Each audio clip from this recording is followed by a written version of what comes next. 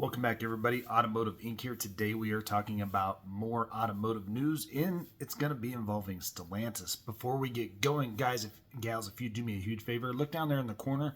There is a subscribe button. If not, there's one down below just above the description in the video. And subscribing doesn't cost you a thing, but it does help a small channel out. Basically, all it does is let you know when I'm posting new content, especially if you hit that bell and the thumbs up at the end of the video.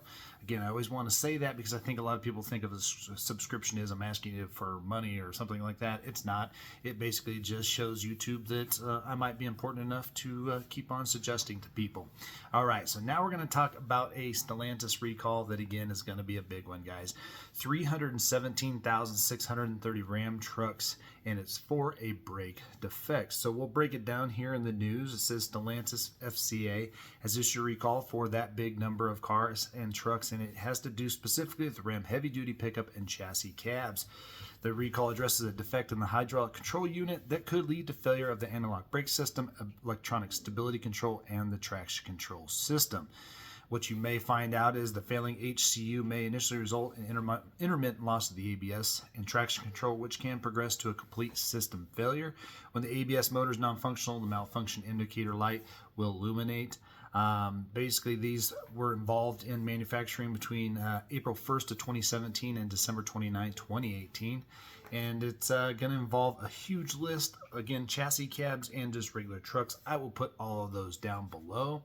And basically what happened is this investigation actually started back in 2022 by NHTSA, that's National Highway Safety Traffic Administration. And basically after all this time, it took all the way to November of 24 where Stellantis and Fiat, basically however you want to call this thing, had agreed to issue a voluntary recall on those vehicles.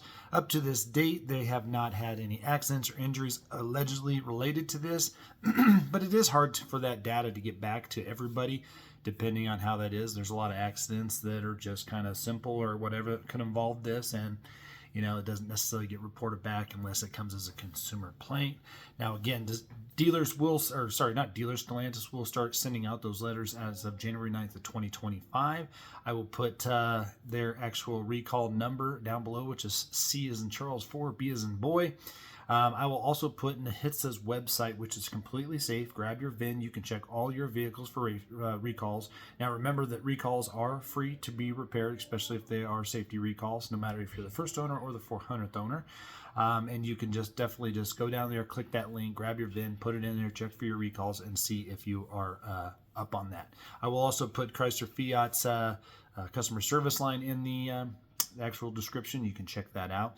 Now, again, guys, we do always post a lot of different content on the channel, whether it be reviews on vehicles, heavy duty hauling, ideas, repairs, accessories, and also automotive news, because a lot of people don't watch the news. I don't really watch a lot of news, but I do pay attention to automotive news because that's what the channel is. I always appreciate you guys being here, and we will catch you on the next one.